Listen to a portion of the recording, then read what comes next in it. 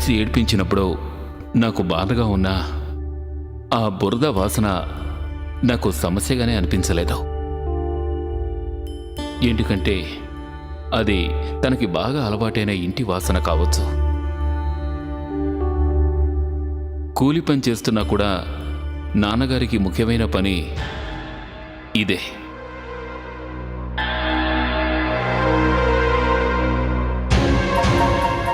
ఇక మా అమ్మ పాచి పనులు చేసుకునే తన దగ్గర నుంచి సెంటి వాసన రావడం కష్టమేగా.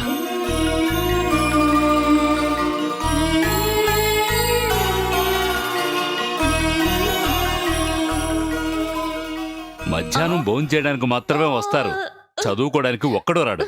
కూర్చో సార్. వచ్చి కూర్చో. నువ్వు చెప్పు. Abraham Lincoln. కరెక్ట్గా చెప్పావురా. ఇన్ని కష్టాలు ఉన్నా కూడా హీరో క్రమం తప్పకుండా బడికొస్తాడు. అందుకొక కారణం ఉంది. మధ్యాహ్నం భోజనం అని మీరనుకోవచ్చు, కానీ అది కాదు. ఇది అంతకంటే ఎక్కువ. నూనె పెట్టి తలంటుకోవడానికి, క్యూటికురా పౌడర్ వేసుకోవడానికి వాణ్ణి రెచ్చగొట్టేది ఎవరో తెలుసా? తనే, గాయత్రి.